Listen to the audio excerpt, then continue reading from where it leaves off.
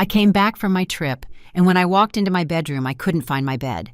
My daughter-in-law appeared smiling and said, "We redecorated everything. This room is mine now." I kept my cool, looked her straight in the eye, and replied, "You want a space all to yourself? Perfect. You can start looking for a new house to live in today." Just like that, the color drained from her face. When I opened the door to my house after being away for 15 days, the first thing I felt was that something was wrong. The air smelled different, like fresh paint and expensive perfume that wasn't mine. I left my suitcase at the entrance and walked slowly down the hall, my heart starting to beat faster, as if my body knew something my mind didn't want to accept yet. My feet took me straight to my room. The door was ajar. I pushed it open with a trembling hand, and that's when my world stopped. My bed was gone. That mahogany bed where I had slept for 25 years, where I had cried over my husband's death, where I had sewn my children's clothes in the early mornings. It had vanished. In its place was a modern white bed with decorative pillows that looked like they were straight out of a magazine. The walls I had painted a soft peach color were now a light gray. My photographs, the photos from my wedding of my young children, of my husband with his warm smile, they were no longer hanging on the walls. I felt the floor move beneath my feet. "Do you like how it turned out, mother-in-law?" The voice came from behind me, sweet as poisoned honey. I turned around slowly. There was Valerie, my daughter-in-law, leaning against the doorframe with a smile that didn't reach her eyes. She was wearing a tight wine-colored dress, her hair freshly styled, her nails perfectly manicured. She looked victorious. "What did you do?" My voice came out weaker than I wanted. "We redecorated. The house needed a change, something more modern, more functional." She walked closer and ran her hand along the gray wall. "And well, this room is perfect for me. It has better light, more space. Robert and I needed it." My hands began to shake. I clenched them into fists to control them. "Where are my things? Where is my bed?" Valerie sighed as if I were a child throwing a tantrum. "In the garage. Everything's there, stored away safely. Don't worry." She paused and tilted her head. "We thought you could stay in the guest room. It's smaller, yes, but at your age you don't need that much space, right? Besides, this way, you don't have to climb stairs every day." Every word was a slap in the face. I didn't scream. I didn't cry. I didn't give her that satisfaction. I looked her straight in the eyes, those eyes that now shone with something I had never seen before, contempt. And in that moment I understood something that broke my soul. To her, I wasn't a person. I was an obstacle, an old piece of furniture that needed to be moved to make space. I took a deep breath. "You want a space just for yourself?" I said, with a calmness I didn't know I had. She smiled wider, thinking she had won. "Perfect," I continued. "Today you're going to start looking for a new house to live in." Her smile froze. The color drained from her face as if someone had flipped a switch. She opened her mouth, but no sound came out. "What did you say?" "You heard me, Valerie. If you need your own space so badly, get your own house. This one is mine." But what I didn't know at that moment, what I couldn't yet imagine, was that this confrontation was just the beginning, because Valerie hadn't acted alone, and what I would discover in the coming days was going to destroy me in ways I couldn't even imagine.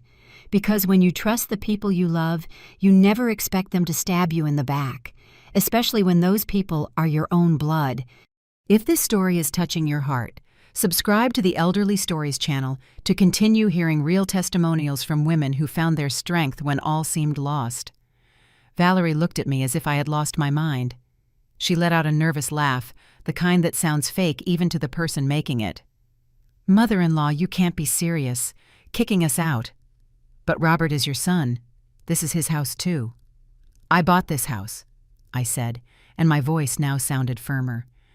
"I paid for it brick by brick with the sweat of my brow, and nobody asked my permission to touch my things." Just then Robert appeared in the hallway. My son. The boy I carried in my womb, whom I raised alone after his father died, to whom I gave everything I had and didn't have. He was in sweatpants and a t-shirt, looking like he just woke up even though it was already 3 in the afternoon. "What's going on?" "Why are you yelling?" he asked, scratching his head. "Your wife turned my bedroom into hers," I said, feeling the rage begin to break through the calm I had maintained. "Without asking me, without even telling me. Did you know?" Robert avoided my gaze. He stared at the floor just like when he was a boy, and I caught him in a lie. "Mom, Valerie said it was a surprise, that we wanted to renovate the house to make it look better." "I didn't think—" "You didn't think—" I interrupted him. "Or you didn't want to think." Valerie moved closer to him and took his arm in a gesture that was meant to be protective, but seemed possessive to me. "Robert, your mom is exaggerating. We just made some improvements. The house was so outdated with ancient furniture. We did it for everyone's good." "For everyone's good?" I repeated, feeling something hot rise in my chest. "Where is the good for me in all of this?" Robert finally looked at me. "Mom, calm down. It's not a big deal. We can fix up the guest room really nice for you. We can even—" "I don't want you to fix anything for me." I cut him off. "I want my room. I want my things. I want to be respected in my own house." The silence that followed was thick, uncomfortable. Valerie squeezed Robert's arm tighter. "Mother-in-law, I think you're being a little selfish," she said, her tone changing now. It was colder. "This house is big." "It has 4 bedrooms. Why do you need the biggest one if you're alone? Robert and I need space. We're thinking about having a baby soon and—" "Then find a house for that baby," I said. Robert sighed in frustration. "Mom, don't be like that. Where are we supposed to go? We live here. This is our home. Your home," I repeated slowly, letting the words hang in the air. "And what about mine?" I needed to see my things. I needed to confirm with my own eyes that this wasn't a nightmare. I went down the stairs to the garage with Robert and Valerie following me. When I opened the door, the smell of dampness hit me in the face. There they were, my furniture, my antique wooden dresser that had belonged to my mother, my disassembled bed leaning against the wall, my boxes. I opened one with trembling hands and found my photographs thrown in carelessly, some with broken frames. The photo of my wedding with Louis, the glass shattered right over his smiling face. I felt something inside me break. "We stored them carefully," Valerie said from behind, but her voice sounded hollow without conviction. I took the broken photograph in my hands. Louis looked at me from the past, young, happy, not knowing he would die just 12 years later and leave me alone to raise our children. I clutched the frame to my chest. "I need to be alone," I murmured. "Mom!" Robert tried to get closer. "I said I need to be alone!" I shouted, and my voice echoed off the garage walls. They left. I heard them go up the stairs and close the door. I stayed there sitting on the cold garage floor, surrounded by my life packed in cardboard boxes as if it were worthless. I cried.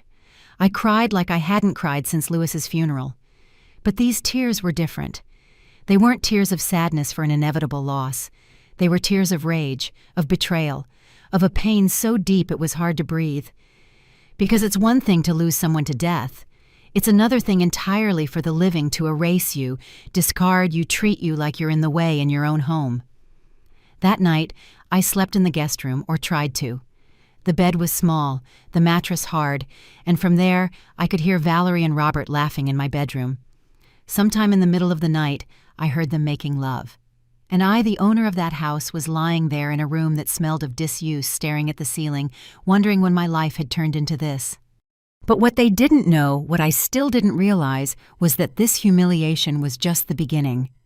Because the next day, I was going to discover something that would force me to open my eyes once and for all. Something that would show me that the redecoration of my room wasn't just a whimsical makeover, it was part of a plan they had been plotting for months, and I had been so blind, so trusting, that I didn't see the signs until it was too late, or maybe not too late after all. I couldn't sleep. The hours passed slowly, heavily, as I tossed and turned in that small bed that creaked with every movement. At 4 in the morning, I gave up. I got up and went to the kitchen to make myself some chamomile tea, the kind my mom used to make for me when I was a little girl and couldn't sleep. The house was silent. The only sound was the ticking of the wall clock that Louis gave me for our 10th anniversary. I sat at the kitchen table, the warm mug in my hands, and memories washed over me like waves. I remembered when Louis and I were young, dreaming of having our own house. We lived in a rented 2-bedroom apartment downtown with walls so thin we could hear everything the neighbors did. Louis worked as a mechanic, and I sold tamales in the mornings. We saved every dollar, every single dollar. I remembered the day we found the land. It was an empty lot in a rough part of town far from the city center, with no utilities, but it was the only thing we could afford. $20,000 that took us 8 years to save. When we signed the deed, Louis picked me up and spun me around in the middle of the dusty lot. "We're going to build our future here, my love," he told me. I was 32, he was 35. We never got to build it together. 2 years after the accident, Louis died when a car ran a red light and hit him on his way to work. I was left alone with Robert, who was 15, and Lucy, who was 12, with no money, still without our own house, but with a piece of land and a promise I had made at his grave. Our children were going to have that home. I took 2 jobs, sometimes 3. I cooked in a diner from 6 in the morning to 2 in the afternoon. Then I cleaned offices from 4 to 9 at night. On weekends, I sold gelatin desserts and cakes at children's parties. I slept 4 hours a day. My hands became calloused. My back began to hurt constantly, but I kept saving. Robert would tell me, "Mom, rest. The house doesn't matter." But it did matter. To me, that house was more than bricks. It was proof that Louis's sacrifice hadn't been in vain. It was my way of honoring his memory. It was the stability my children deserved. It took me 15 years to save the $80,000 for the construction. 15 years of watching other mothers go to school festivals while I worked. 15 years without buying new clothes for myself, without going to the movies, without treating myself to anything. Everything, absolutely everything, went to the house. When we finally finished building it, I was 49. I invited my children to see their home. Robert, already 30, came with Valerie. They had been dating for 6 months. She walked in looking at everything with disinterest, as if it were just any old house. She didn't know. She couldn't know. That every tile in the bathroom had cost me a double shift. That every window represented a month of not eating meat. That the spacious living room existed because I had worn shoes with holes in them for 2 years. Lucy, however, cried. My daughter hugged me and whispered in my ear, "You did it, Mom. Dad would be so proud."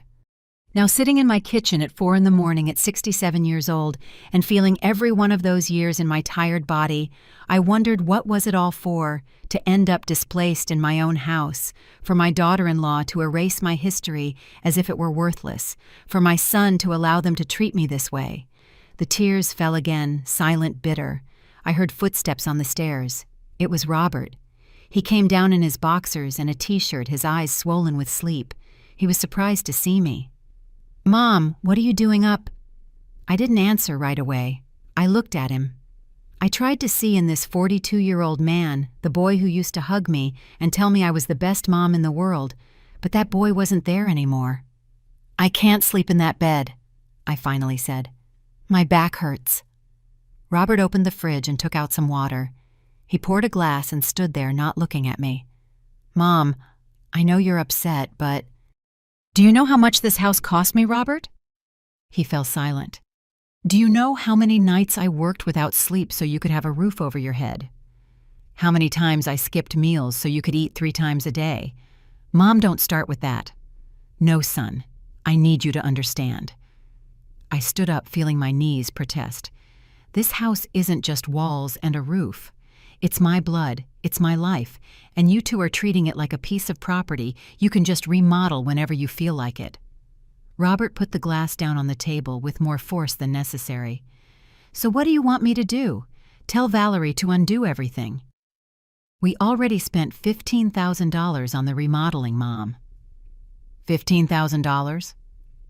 I froze. "What did you say?" "The paint, the furniture, the decorator, all of that costs money."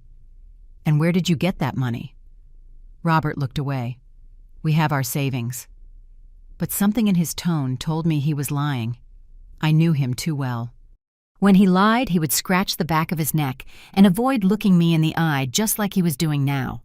"Robert, look at me." He didn't. "Look at me." He raised his eyes, and in them I saw something that scared me. Guilt.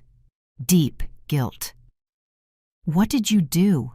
I asked, feeling fear creep up my spine. "Nothing, Mom. We just improved the house. That's all." "Did you use my money?" "No." "Then what?" Silence.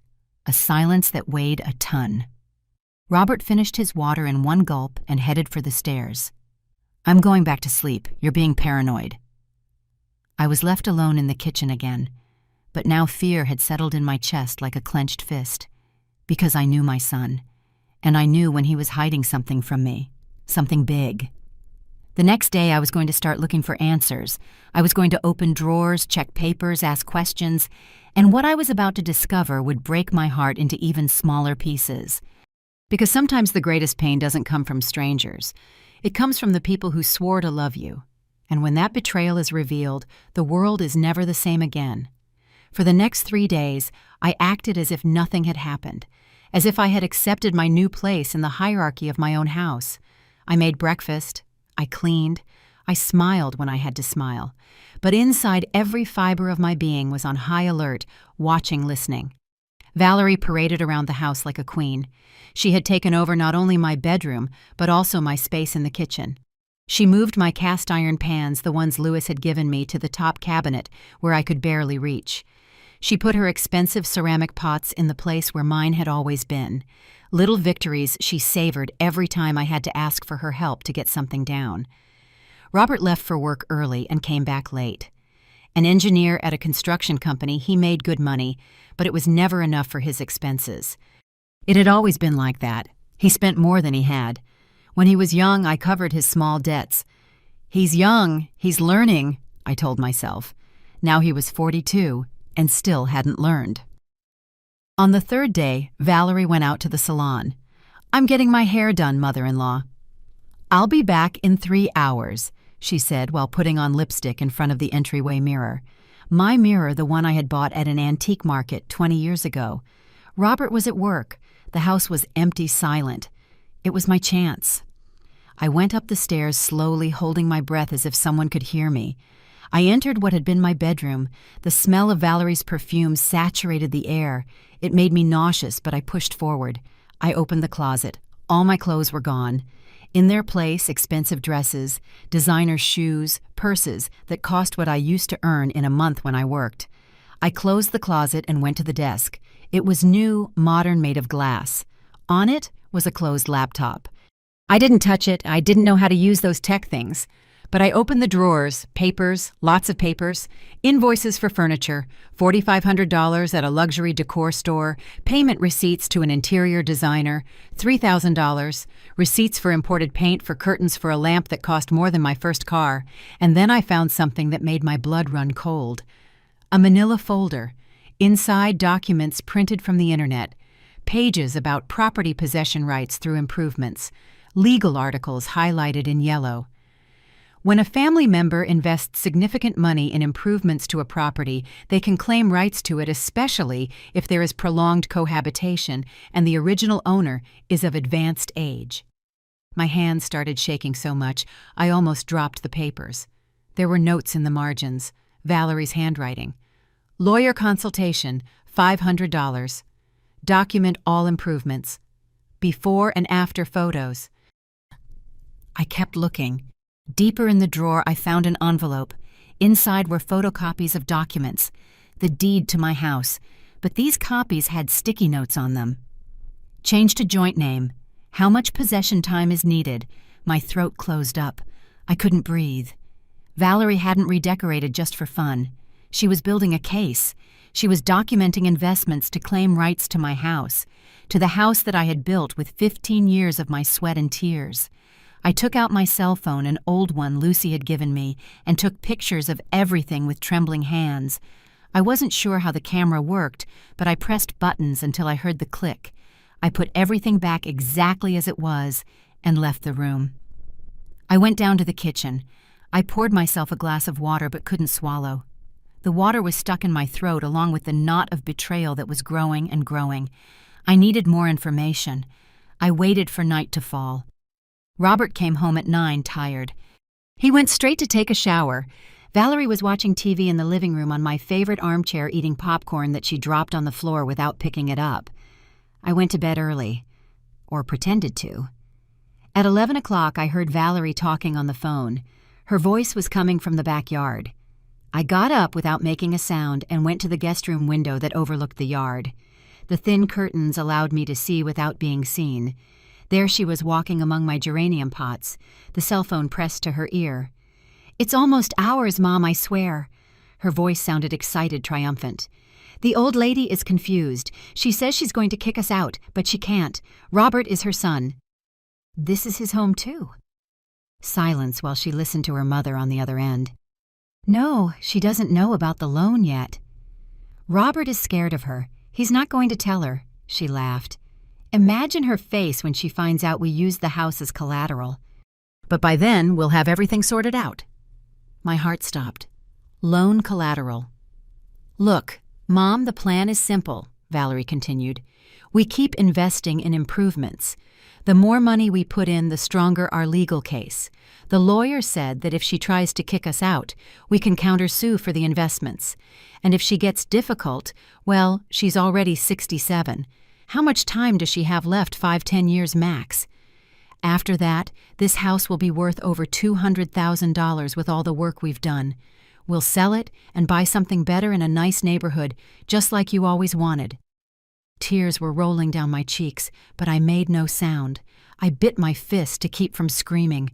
"Robert is a fool, but he's easy to manipulate," Valerie went on. "His mom has him so traumatized that he'll do anything not to disappoint her, but she doesn't manipulate me. I know what I want, and I'm going to get it." More silence, then a laugh. "Violent? Don't be dramatic, Mom. I'm just being smart. If she was stupid enough to let us live here for free all these years, that's her problem. We're just taking advantage of the opportunity." "Free." She said free, as if for the 3 years they had lived here I hadn't cooked for them every day. As if I hadn't washed their clothes, as if I hadn't paid for the electricity, the water, the gas.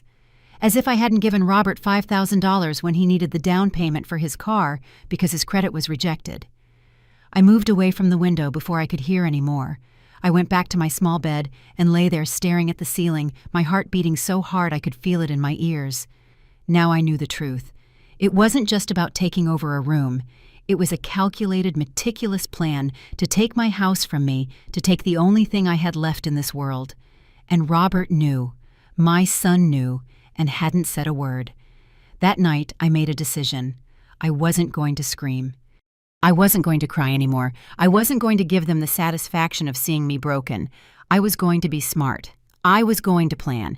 And when I struck back, it was going to hurt so much that they would never forget what it feels like to betray the person who gave you everything. But first, I needed help, and I knew exactly who to call.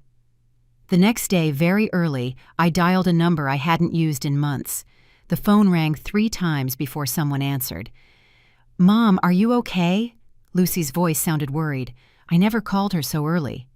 "Honey," I said, and my voice broke despite my efforts to sound strong. "I need you to come home. I need your help, and I need you to come now." Lucy arrived 2 days later. She couldn't come sooner. She had hearings scheduled at her law firm in a city a few states away, but she promised she would come for the weekend. Those 2 days were the longest of my life. Valerie noticed that something had changed in me. I no longer smiled at her.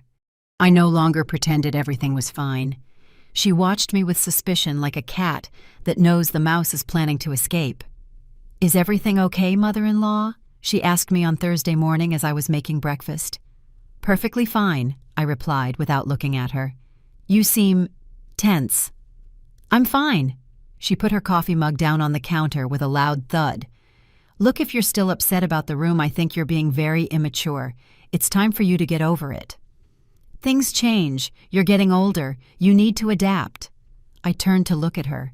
She was wearing a designer tracksuit that cost what I used to earn in a week selling tamales 20 years ago. Her hair was up in a perfect ponytail. Her nails were freshly done, all paid for with money my son went into debt to give her. "You're right," I said with a calmness that surprised me.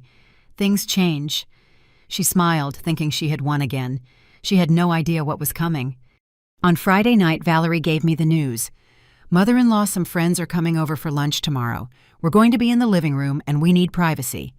Can you stay in your room? Oh, and if you could make something tasty, we'd appreciate it. You know your enchiladas are good. Make those." It wasn't a question. It was an order. Robert was sitting on the couch watching football on TV. He didn't say anything. He didn't even look at me. "What time?" I asked. "Around 1 in the afternoon, and please wear something presentable, not that old robe you always wear." I barely slept that night. I knew Lucy would arrive in the morning. I knew I just needed to hold on a little longer, but I never imagined that before my daughter arrived, I would experience the greatest humiliation of my life. Saturday, 11 in the morning. I started making the enchiladas, refried beans with the special touch my mother taught me, freshly made tortillas, cream, crumbled fresh cheese. The aroma filled the house. At 12:30, the doorbell rang. Valerie ran to open it. 4 women her age came in all dressed up, perfumed, laughing loudly. They brought bottles of wine bags from an expensive boutique. "Welcome to my house," Valerie said, emphasizing the "my" while glancing at me. They settled in the living room. I served the enchiladas on the breakfast bar, thinking they would come get them. But Valerie came into the kitchen and gestured with her hand. "Mother-in-law, bring them to the living room. And bring us the wine, too." I froze. "What? Serve us in the living room. We don't want to get up." I took a deep breath. I took the tray with the plates and went out. Valerie's friends looked at me with curiosity. "Oh, that looks delicious," said one of them, a blonde woman wearing sunglasses inside the house. I served the plates. I went to get the wine. When I came back with the bottle and glasses, Valerie was showing her friends her new room. "Come on, I'll show you how it turned out. It's beautiful." The 5 of them went upstairs. I stayed downstairs, feeling my stomach churn. I could hear their voices and laughter from the second floor. "It's gorgeous, Val. And this was your mother-in-law's room. Yeah, but you know how older ladies are, everything old and depressing. We did her a favor by moving her to a smaller room." Laughter. They came down after 10 minutes. They sat down to eat. I was in the kitchen cleaning, trying to disappear. But then I heard Valerie's voice. "Mother-in-law, can you bring us more napkins?" I came out with the napkins. When I put them on the table, one of the friends, a brunette with huge earrings, looked at me with a condescending smile. "And you're Robert's mom?" "Yes." "Oh, how convenient to have live-in help, right, Val?" she said to Valerie with a knowing nudge. My blood ran cold. "Very convenient," Valerie replied between laughs. "Although sometimes you have to tell her how to do things. You know the older generation had different standards." The laughter grew louder. Another friend, a redhead with long, decorated nails, looked directly at me. "And do they pay you, for cooking and cleaning?" The silence that followed was deafening. Valerie took a sip of wine, enjoying every second. "No, but we give her room and board." "That's enough, isn't it? Besides, she's family. Family helps each other out." The laughter exploded. I just stood there, my cheeks burning, feeling each laugh like a slap. They saw me as the maid, as a free employee in my own house. "Mother-in-law, can you clear these plates? We're done." My hands were shaking as I took the plates. One slipped, but I caught it before it fell. More laughter. "Careful now." I went back to the kitchen. I put the plates in the sink. And there, standing in front of the window where the midday sun streamed in, something inside me broke. It wasn't dramatic. It wasn't loud. It was silent, like when glass cracks a fine fracture that changes everything. I leaned on the sink, closing my eyes, breathing deeply. The tears wanted to come, but I didn't let them. I wasn't going to cry. Not anymore. At that moment, I heard a voice behind me. "Mom!" I turned around. Lucy was standing in the kitchen doorway. I hadn't heard her arrive. She had her small suitcase, wearing jeans and a simple blouse. But what I noticed most were her eyes filled with tears of rage. "How long have you been here?" I whispered. "Long enough to hear everything." Her voice trembled. long enough to understand what's happening in this house." More laughter came from the living room. Valerie was telling some story, her voice loud and confident. Lucy dropped her suitcase on the floor and came towards me. She hugged me tight, and in that hug, I allowed myself for a second to be fragile, to be the mother who needed her daughter's comfort. "No more, Mom," she whispered in my ear. "This ends today." She pulled away, wiped her eyes with the back of her hand, and on her face, I saw the same determination I had when I was young, and decided to build this house against all odds. "Where's Robert?" she asked. "He went out, said he'd be back tonight." "Perfect. Then let's get to work. You and I like it always should have been. What are you going to do?" Lucy took my hands, her lawyer's hands soft but firm. "I'm going to do what I should have done a long time ago. Protect you, defend what's yours, and teach that woman that she can't steal your life. Lucy, she has papers plans, and I have the law on my side, and I have something she'll never have." "What's that, the truth?" she said, squeezing my hands. "Now give me your phone. I need to see those pictures you told me about, and then we're going to review every document for this house, every paper, every receipt. We're going to build a case so solid that when we're done, Valerie will wish she'd never set foot in this house." From the living room, Valerie's voice shouted, "Mother-in-law, more wine." Lucy looked at me. I looked back at her, and for the first time in days, I smiled. Not a happy smile, a war smile.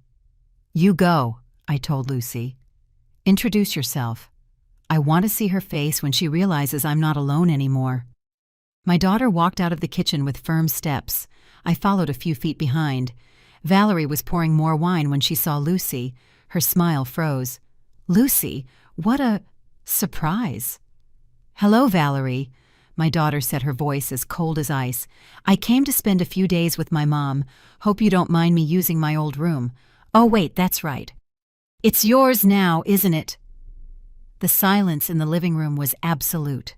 Valerie's friends looked between us, not understanding what was happening. Valerie tried to regain control. "Of course, no problem. You can stay in the other guest room. Don't worry, I'm already settled in the room with Mom." Lucy smiled, but it wasn't a kind smile. "We have a lot to talk about. Legal matters about property inheritance, that kind of thing. Right, Mom?" All eyes turned to me. "That's right, honey," I said, and my voice came out firmer than it had in days. "A lot of things to review." I saw the color drain from Valerie's face, and I knew she knew. She knew her game was over, that the dumb, manipulable mother-in-law she could strip of everything had just called in reinforcements, and these reinforcements weren't going to play nice. Valerie's friends left half an hour later.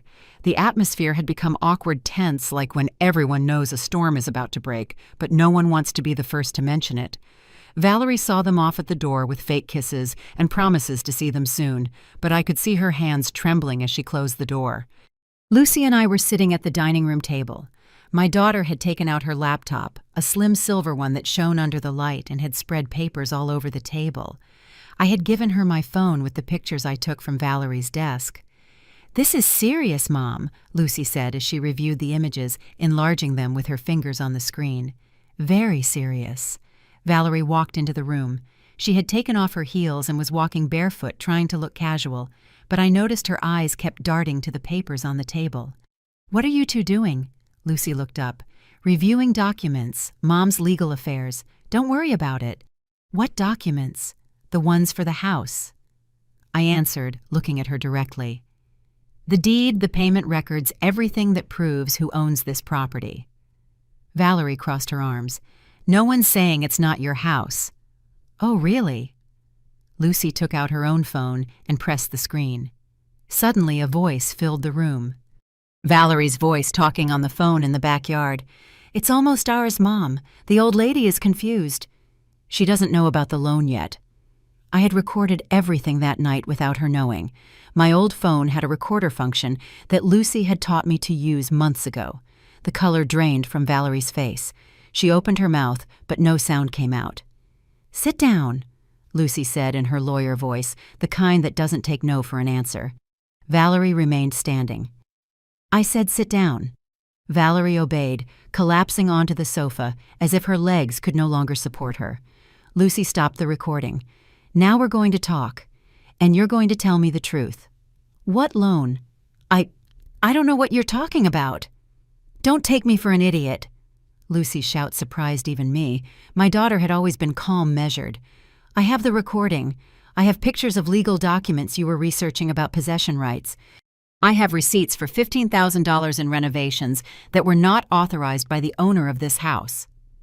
So I'm going to ask you one more time, what loan? Valerie bit her lip, her eyes filled with tears, but I no longer felt any pity. I just wanted answers. Robert, she began in a broken voice. Robert took out a loan. For how much? Silence. How much? $25,000. I felt like I'd been punched in the stomach. $25,000, more than it cost to build part of this house. And what did you use as collateral?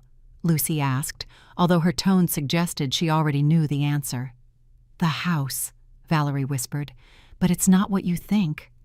It's not what I think. Lucy stood up, pacing around Valerie like a lawyer cross-examining a witness. You used my mother's house without her knowledge, without her signature as collateral for a loan. Do you have any idea that's fraud? We have the signature, Valerie burst out. Robert forged it. She covered her mouth, but it was too late. The words were out. The world stopped. What did you just say? My voice was barely a whisper. Valerie started crying for real now, with sobs that shook her body. We didn't want to do it like this, but we needed the money. Robert has debts, a lot of debts you don't know about, Mom. Credit cards, personal loans. If we didn't pay, they were going to sue him, put him in jail. And your solution was to steal from his mother. Lucy's voice was like steel. To forge her signature. We were going to fix everything before you found out. Valerie looked at me desperately. The plan was to remodel the house, increase its value, and then sell it. With that money, we would pay off the loan and give you your share. We were going to buy you a small, comfortable apartment where you wouldn't have to worry about anything. Where I wouldn't be in the way. I finished the sentence for her. A heavy silence fell. And the legal research on possession rights, Lucy continued. Was that also part of this generous plan? Valerie didn't answer. That's what I thought. Lucy went back to her laptop. Mom, give me the deed to the house. I stood up on shaky legs and went to my room, the guest room where I now slept. From the bottom of my suitcase, I took out a yellow envelope where I kept the most important documents of my life. The deed was there, protected in a plastic sleeve. I brought it to Lucy. She reviewed it carefully, turning each page with a lawyer's attention. Here it is, she said after a few minutes. Spousal Protection Clause. Dad was very smart when he drafted this with the notary. The house is solely in Mom's name. For any transaction, sale, or use of the property as collateral, her notarized signature is required with 2 witnesses. And it specifically states here that no one can transfer rights or create liens without the explicit consent of the owner. She looked at Valerie with eyes that could cut glass, which means any document you signed with a lender is void, completely invalid. And if you forged my mother's signature, you're not just committing property fraud, you're committing a federal crime. Valerie was as pale as a ghost. Please, please don't do this. Robert is your brother. Robert is a thief, Lucy said coldly, and you are his accomplice. The front door opened. Robert walked in with a grocery bag, whistling carefree. He stopped dead when he saw the 3 of us in the living room, the tension so thick you could cut it with a knife. What's going on here? Sit down, Robert, I said, and my voice didn't tremble anymore. It was filled with something new, a disappointment so deep it had turned into strength. Mom, Sit down. He sat next to Valerie. My son, the boy I carried for 9 months, the one I nursed, the one I watched over when he had a fever, the one I defended from bullies at school. The boy who once told me that when he grew up he would build me a castle. Now he couldn't even look me in the eye. Lucy explained to your brother what we just discovered, I said. My daughter took out a folder and began to read aloud. Every document, every receipt, every piece of evidence of their betrayal. The $15,000 in renovations, the legal documents researching how to dispossess me, the $25,000 loan with a forged signature, the recorded conversations of Valerie planning to take my house. With each revelation, Robert sank deeper into the sofa.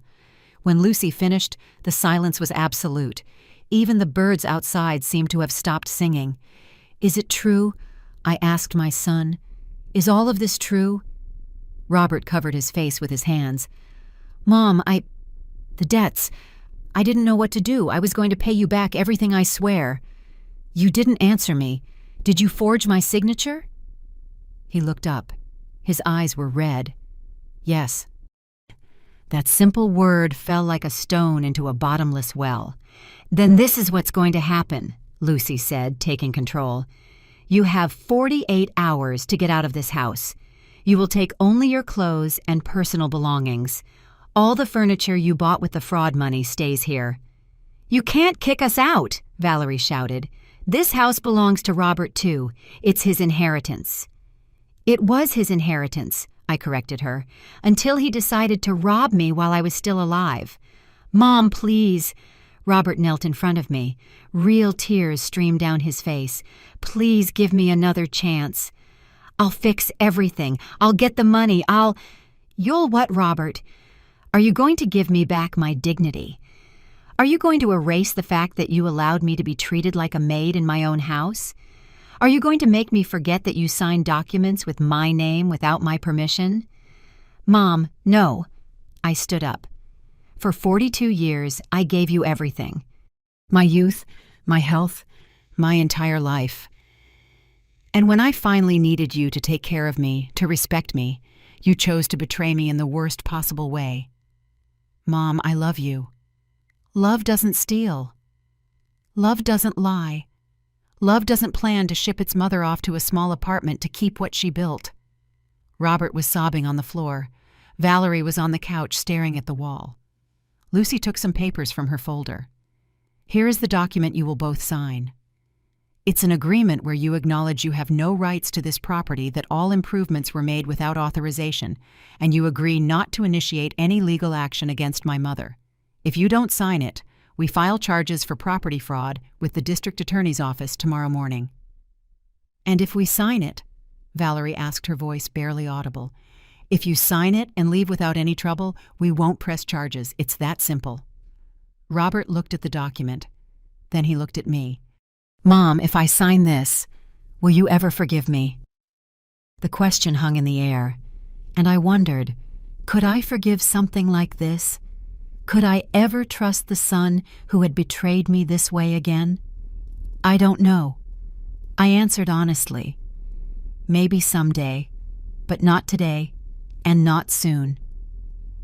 Robert took the pen Lucy offered him. With a trembling hand, he signed the document. Valerie did the same, her tears staining the paper. 48 hours, Lucy repeated. "And if you dare to damage anything, steal anything, or cause any problems, the deal is off and you're going straight to jail." They stood up like zombies and went upstairs. We heard them walking around on the second floor, opening drawers, speaking in whispers. I collapsed onto the sofa.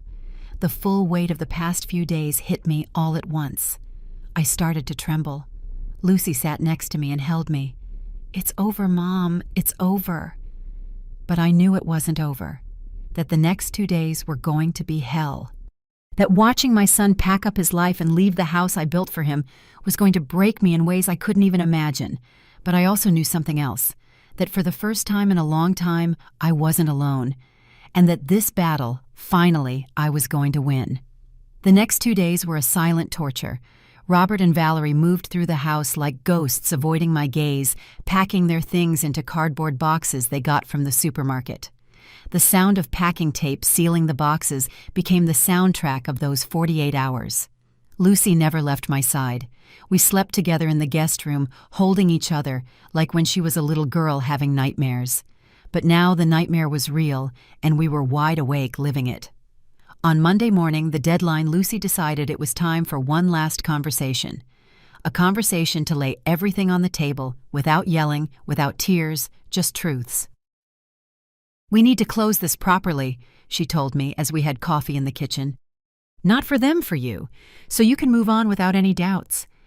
At 10 in the morning, the four of us sat at the dining room table, the same table where we had shared hundreds of meals. The table where Robert had done his homework as a child, where we celebrated his birthdays, his graduations, his engagement to Valerie. Now it was the table of the final judgment. Lucy had a thick folder in front of her. She opened it with precise movements and began to take out documents one by one.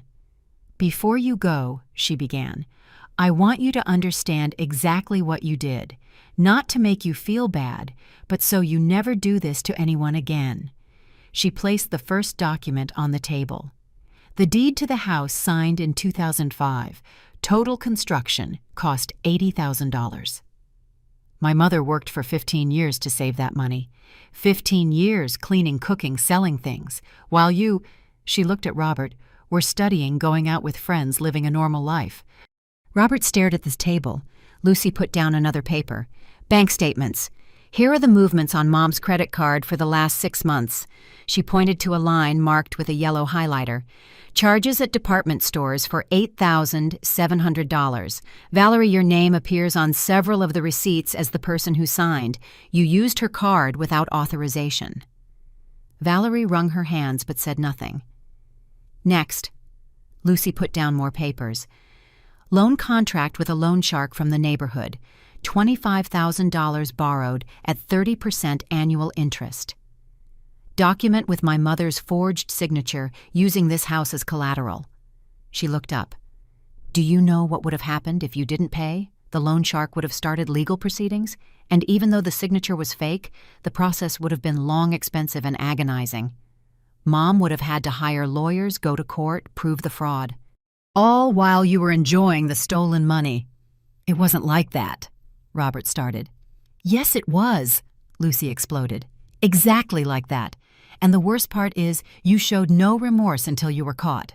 She put down another document. "Quotes from lawyers specializing in property law. Valerie, you got 3 different legal opinions on how to claim possession rights to a property. All the consultations were in February and March of this year. This wasn't an impulse. It was a plan calculated over months." "I just wanted to secure our future," Valerie muttered. "At whose expense?" Lucy asked her. "At the expense of a 67-year-old woman who gave everything for her family." Valerie stood up abruptly. "That's enough." "What do you want me to say?" "That I'm sorry." "Well, I am. Happy now. But don't pretend your mom is a saint. She has always manipulated Robert, always made him feel guilty, like he owes her his whole life, just because she decided to sacrifice herself." I couldn't breathe. I couldn't. "How dare you?" I began. "It's the truth." Valerie's cheeks were red, her eyes bright.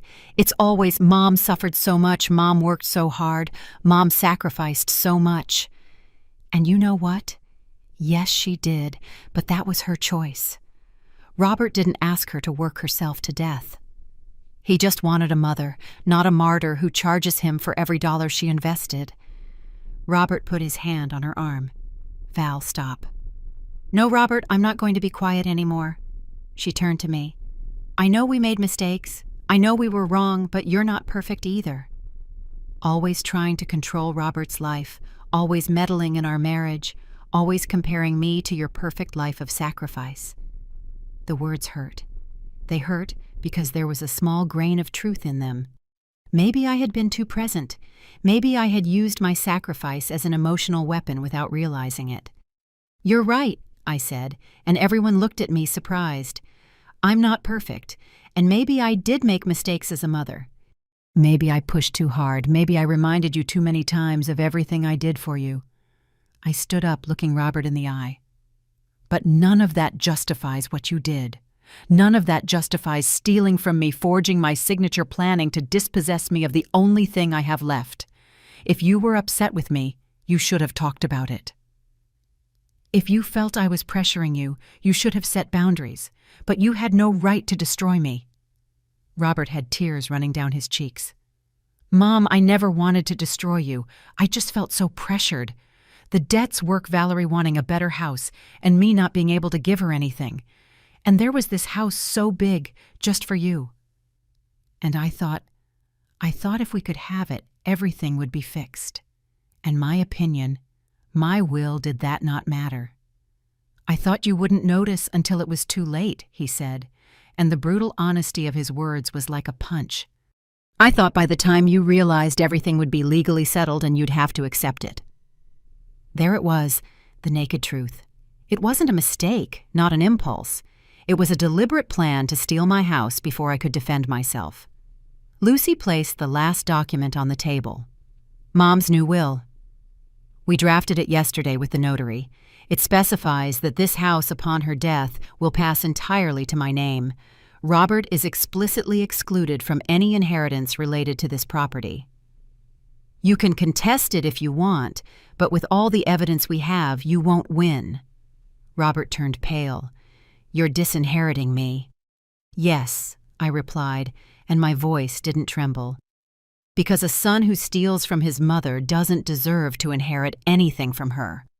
"But you always said the house was for your children, for both of us." "It was for my children, but you decided to stop being my son the day you forged my signature." The silence that followed was devastating. Robert broke down, crying deep sobs that shook his whole body. Valerie held him, but even she seemed to understand there was no going back. "You can go now," Lucy said. "Your deadline was an hour ago. We gave you extra time, but no more. You have 2 hours to finish packing and leave. After that, if you're still here, we're calling the police." Robert stood up, staggering. He looked at me one last time. "Is there anything I can do to make you forgive me?" The question hung in the air, and I wondered, what could he do? What actions could erase this betrayal? "I don't know, Robert. Maybe with time. Maybe if you prove with actions, not words, that you understand what you did. But that doesn't mean you'll live here again. That doesn't mean I'll include you in my will again. Some things once broken can never be the same. But I'm your son, and I'm your mother, and you betrayed me." I took a breath. "Now go, please, before I regret not pressing charges." They went upstairs for the last time. Lucy and I followed to make sure they didn't take anything that wasn't theirs.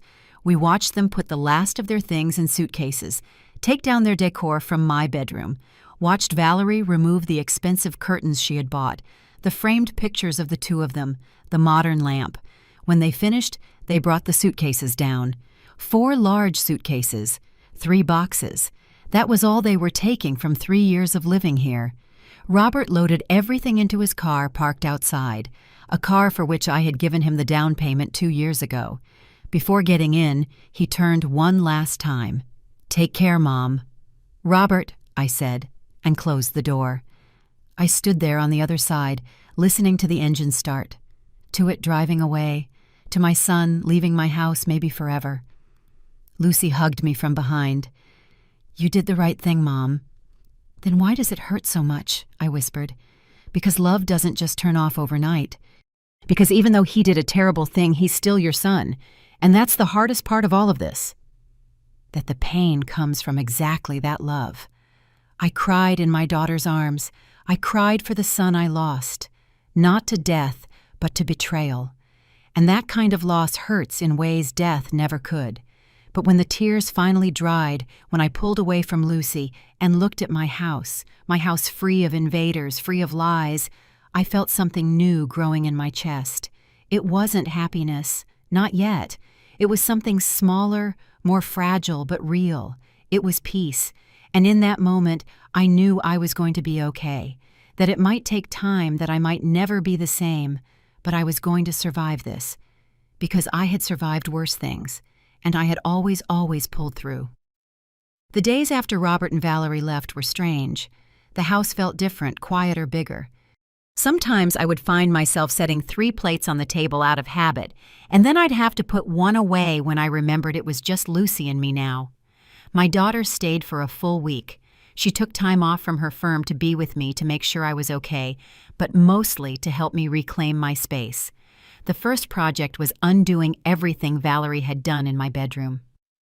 "We're going to give this room its soul back, Mom," Lucy said on Tuesday morning.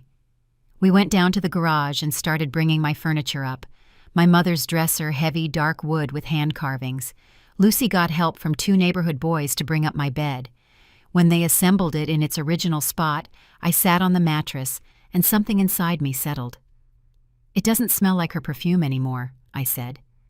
We kept the windows open all week. The smell left, and so did she. Lucy hung my photographs back on the walls. "Look, Mom, here are you and Dad on your wedding day. So young." The photo looked at me from its frame, the glass now repaired. Louis in his brown suit, me in my simple white dress. We had our whole lives ahead of us. We didn't know his would be so short and mine so difficult. "I miss him," I whispered. "Especially now. He would know what to do about Robert." "I think he would have done exactly what you did," Lucy said. "Dad was gentle, but he wasn't a fool. He didn't tolerate betrayal." We spent 2 full days restoring my room. We painted the walls peach again. Lucy found the exact shade of paint I had used years ago online. We put up my floral curtains, my knitted blankets, my family photos. When we finished, I stood in the center of my room and turned slowly, looking at every corner. "There," I said, "I'm home again." But while I was reclaiming my space, Robert and Valerie were discovering the consequences of their actions. Lucy kept in touch with some people in the neighborhood, and the news came in whispers through gossipy neighbors who came to see how I was, but who really wanted to share what they knew. Mrs. Lupita, the lady from the corner store, was the first to visit. "Oh, Emily, what a terrible thing about your son," she said while drinking the coffee I offered her. "I saw him the other day carrying boxes into an apartment building in the industrial park.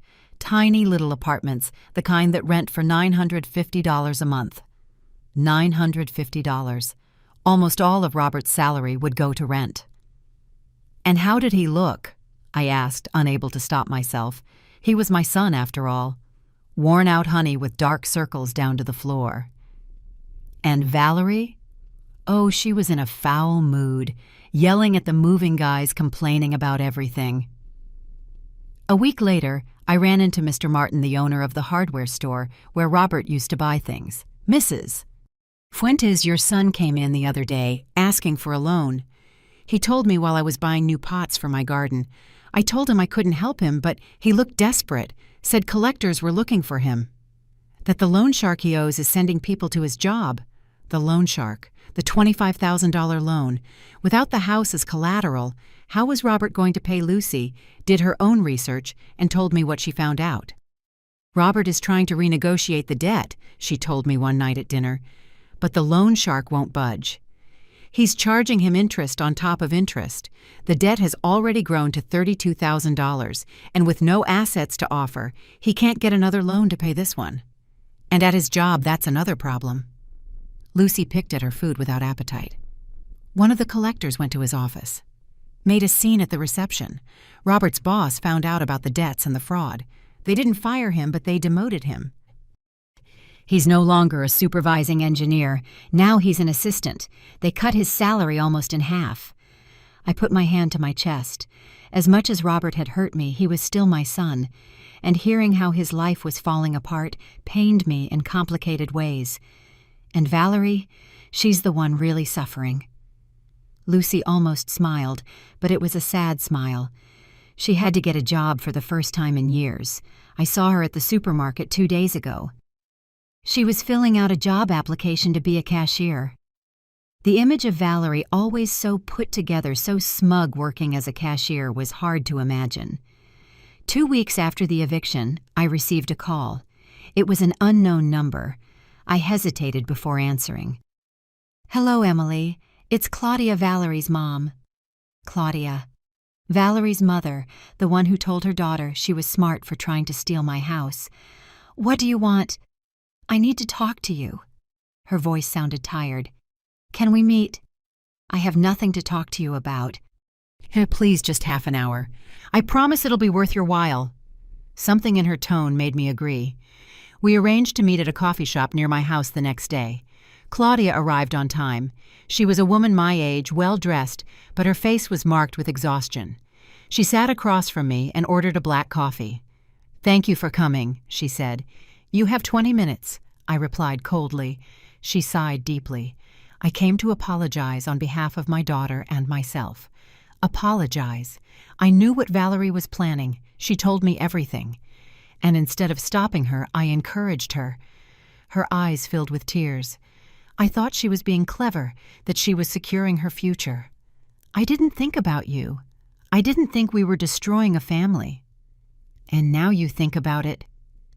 Now I see my daughter shattered, crying every night, working jobs she hates, living in an apartment where you can hear everything from the neighbors. And the worst part is Robert blames her.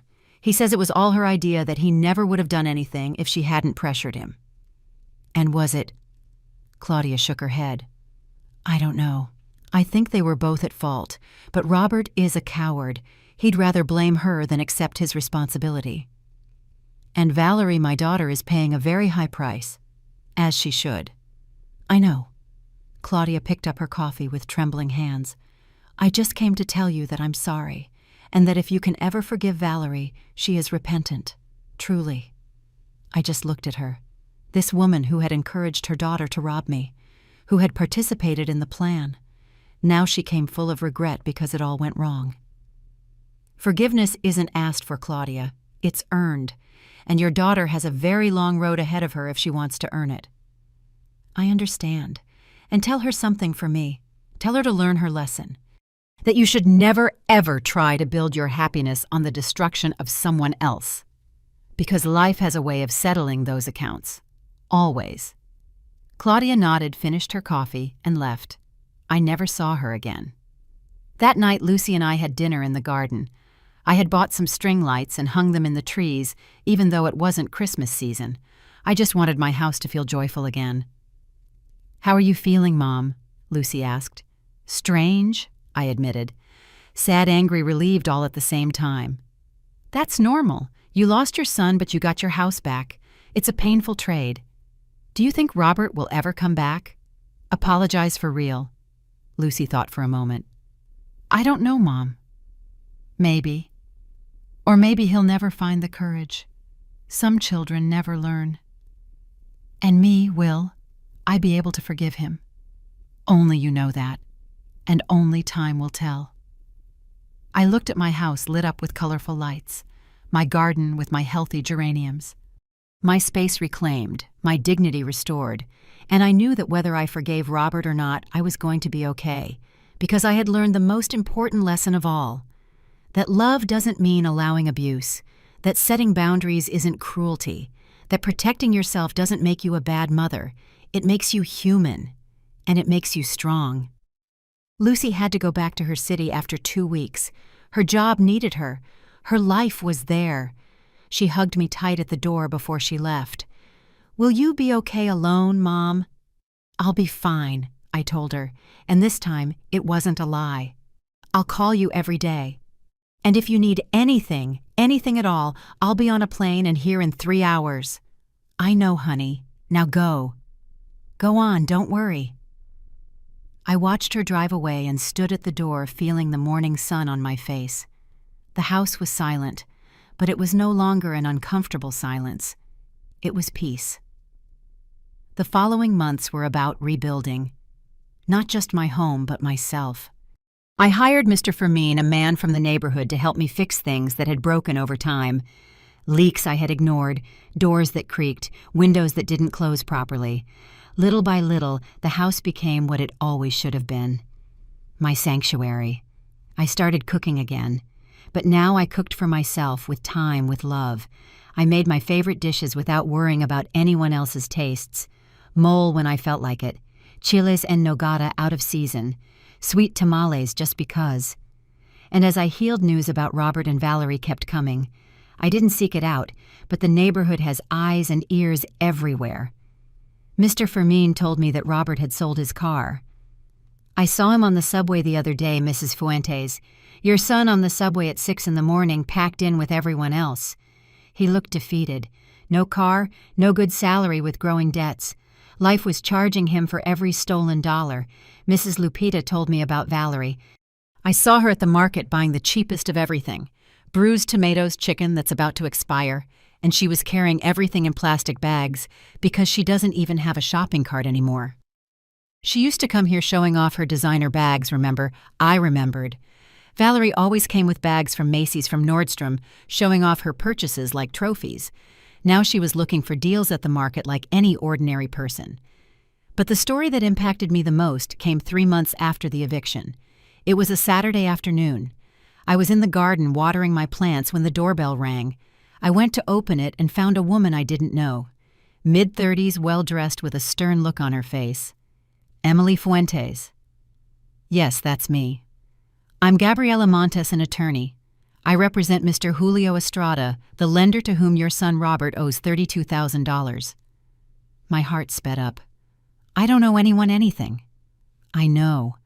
But your son used this house as collateral, and although we know the signature was forged and the document is void, my client wants to recover his money. I came to ask if you would be willing to— No. I interrupted her. Whatever you're going to ask, the answer is no. That debt is not mine, it's Robert's, and he can pay it. The lawyer sighed.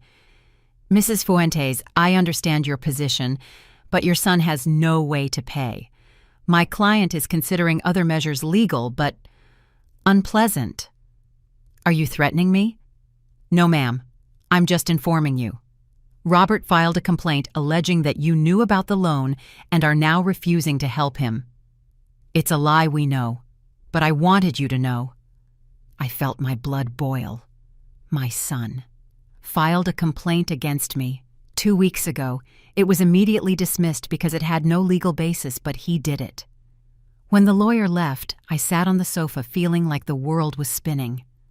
Robert hadn't just stolen from me, hadn't just betrayed me. Now he was trying to blame me for his debts. I called Lucy immediately. Mom, breathe, breathe, she said from the other end of the line. That complaint has no value. It's a desperate attempt by Robert to get himself out of trouble. How could he do that, Lucy? How could he try to drag me into his problems after everything? Because he's scared, because he's a coward, and because he still hasn't learned that actions have consequences. Well then, let him learn the hard way.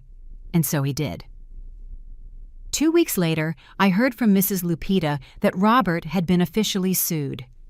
The loan shark lost his patience and took the case to court. With no assets to seize, they requested direct payroll deduction. 30% of Robert's salary would go directly to paying off the debt for the next 5 years. The boy won't even be able to breathe, Mrs. Lupita said, shaking her head. With the little he earns and taking away 30%, they'll be living on a prayer. And so it was. Valerie had to get a second job. I saw her one night when I went to the 7-Eleven near my house. She was there behind the counter in the red and green uniform, attending to customers with an exhausted face. Our eyes met. She turned pale. I didn't say anything, paid for my things, and left. But I saw in her eyes everything she had lost. Her arrogance, her confidence, her perfect plan for an easy life. Justice doesn't always come with dramatic blows. Sometimes it comes like this, slow, steady, like water wearing away a stone. 4 months after the eviction, I received a call from a number I didn't recognize. This time, it was Robert. Mom. His voice sounded broken small. I need to talk to you. I have nothing to talk about. Please, just 5 minutes. I need to ask you something. Something in his tone made me agree. We met at the same coffee shop where I had spoken with Claudia. Robert arrived looking unrecognizable. He had lost weight. He had gray hairs he didn't have before, deep dark circles wrinkled clothes. He sat in front of me and couldn't look me in the eye. Thanks for coming, he murmured. What do you want, Robert? I came to apologize.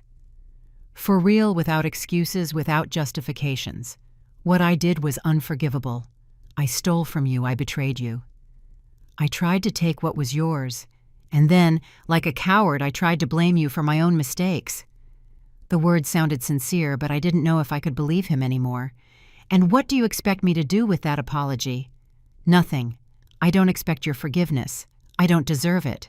I just needed you to know that every day I wake up with the weight of what I did, that I can't sleep thinking about your face when you found out everything, that I've lost my mother because of my own stupidity. Does Valerie know you're here? Valerie and I separated. I remained silent. It didn't work. When the money ran out, when we had to face reality, we realized we had nothing else. Our marriage was built on comfort and appearances. Without that, only resentment was left. He rubbed his face. She went to her mother's 2 weeks ago. We signed the divorce papers yesterday. And you came to tell me this. Why? Because I needed you to know that I'm paying. That life is making me pay for every mistake, and that even though I can't fix what I broke, I'm going to spend the rest of my life trying to be a better person. Not for you. For me. Because I don't want to end up alone, bitter with nothing and no one. I kept looking at him, my son, the man who had been a sweet boy who brought me flowers from the garden, the one who hugged me and told me I was his hero. Where had that boy gone? Robert, I don't know if I can ever fully forgive you. I don't know if our relationship will ever be what it was, but I took a breath. I hope you find peace. That you learn from this, and that you never ever do to anyone what you did to me. Does that mean? It doesn't mean anything yet. It means I'm open to seeing what you do with your life from now on. Words are easy, Robert. Actions are what count. Tears welled up in his eyes. Thank you, Mom. It's more than I deserve. He stood up to leave. Before leaving the coffee shop, he turned. I love you, Mom. I've always loved you, and I'm so sorry I hurt you. I watched him go walking slowly with slumped shoulders, and I felt something strange in my chest. It wasn't forgiveness. Not yet. But maybe it was the beginning of something. A very long road to healing. Because poetic justice doesn't always mean total destruction. Sometimes it means giving someone the chance to rebuild themselves from the ashes of their own mistakes. And maybe, just maybe, Robert would make it. Or maybe not. But that was no longer my responsibility. My only responsibility now was to myself. And for the first time in a long time, I was okay. It's been 8 months since Robert and Valerie left my house. 8 months that feel like a lifetime. Now when I wake up in the morning, the first thing I do is open the curtains in my room and let the sun in. The light fills the space and touches every object I recovered. My mother's dresser, the photographs on the walls, the knitted quilt my sister gave me when we first moved in. Everything is in its place, and so am I. I've learned to live alone again. It's not a sad loneliness, the kind that crushes your chest. It's a chosen, quiet loneliness. It's mine. Lucy comes to visit once a month. She stays for the weekend, and we cook together like when she was a little girl. She teaches me how to use my phone better. Now I can even make video calls. She shows me pictures of her life a few states away, of her work, of her friends. She tells me her plans. And I listen with pride, knowing that at least one of my children grew up to be a good person. Mom, you need to meet someone, she told me on her last visit. You can't stay cooped up here forever. I'm not cooped up, honey. I'm where I want to be. But a partner, some friends, something. I smiled at her. I have friends. Mrs. Lupita and I play dominoes on Thursdays. I joined a church group that does crafts, and Mr. Fermin invited me to the Saturday afternoon dances at the community center. Really? Lucy looked at me surprised. And have you gone? I went once. I laughed. I danced with a very kind gentleman named Arthur. 72, a widower with 3 daughters who live out of state. He stepped on my feet twice, but it was fun. My daughter hugged me. Oh, Mom, I'm so happy to see you like this. After everything that happened, I thought you'd become bitter angry at the world. I was angry. For a long time. But anger is like a poison you drink, hoping it will kill the other person. It only poisons you. I looked out the window at my garden. I decided I had wasted enough time. I wasn't going to waste any more on grudges. That night, after Lucy went to bed, I was alone in the living room. I took out an old box from under my bed. Inside were all the letters and drawings Robert had made for me as a child. For the best mom in the world, one said in his crooked, childish handwriting. A drawing of the 3 of us, Louis, Robert, and me, holding hands in front of a house. I cried, not from rage, from sadness, because that child existed. That love existed. And even though the adult Robert had betrayed me, the child for whom I was once, everything was also real. I put the box away again. I didn't throw it out.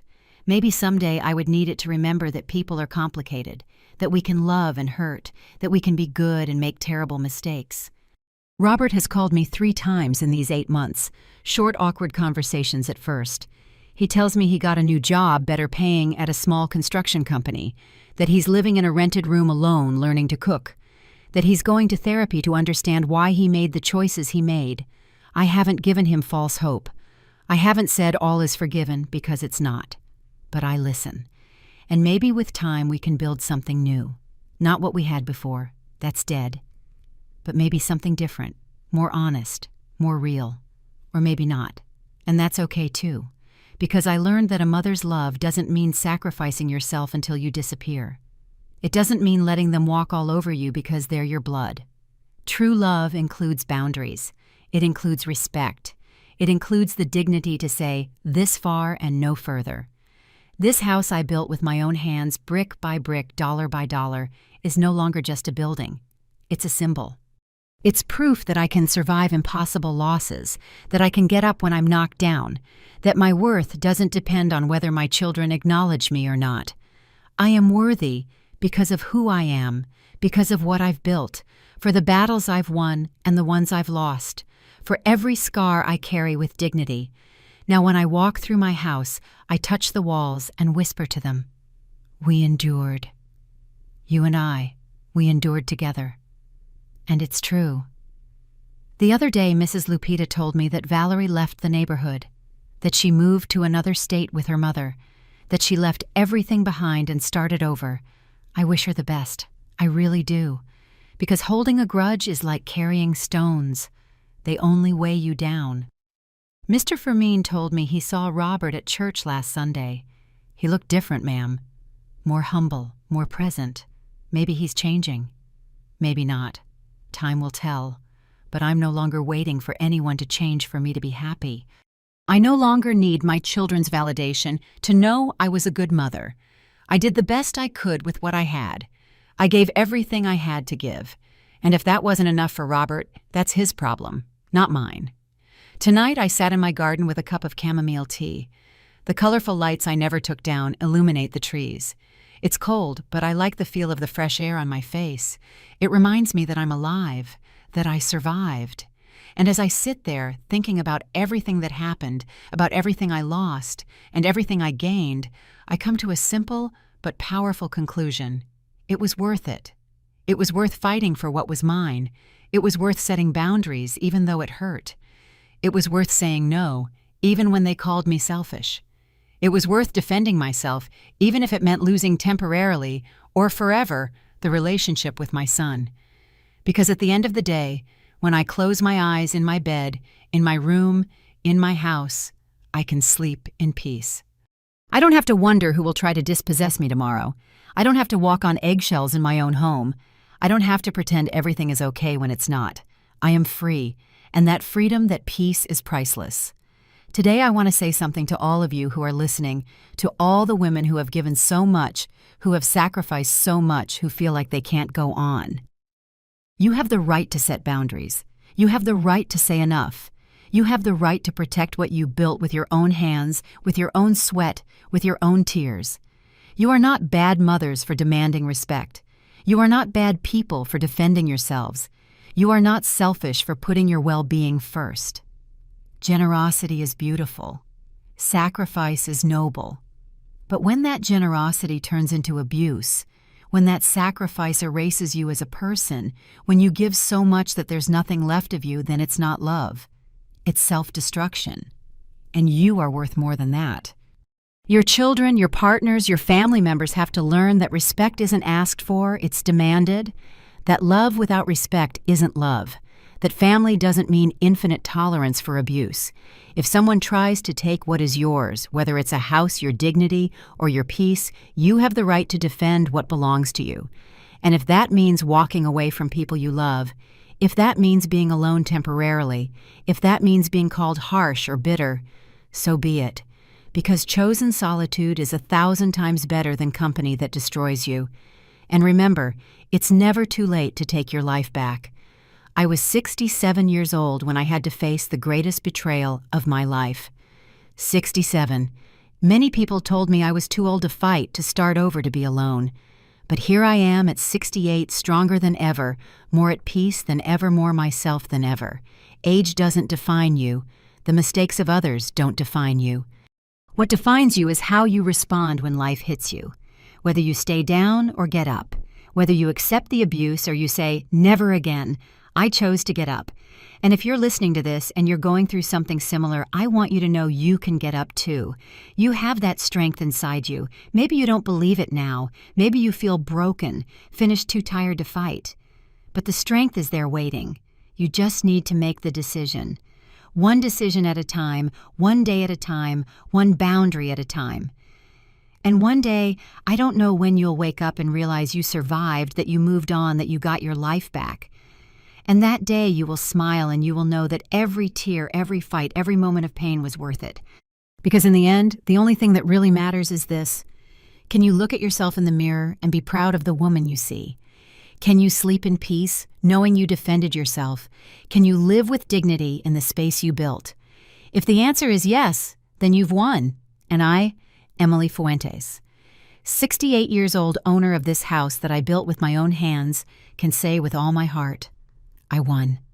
If this story touched your heart, if it made you reflect on your own life, leave me a comment telling me where you're watching from. Share your country, your city, and if you know someone who needs to hear this message, share this video.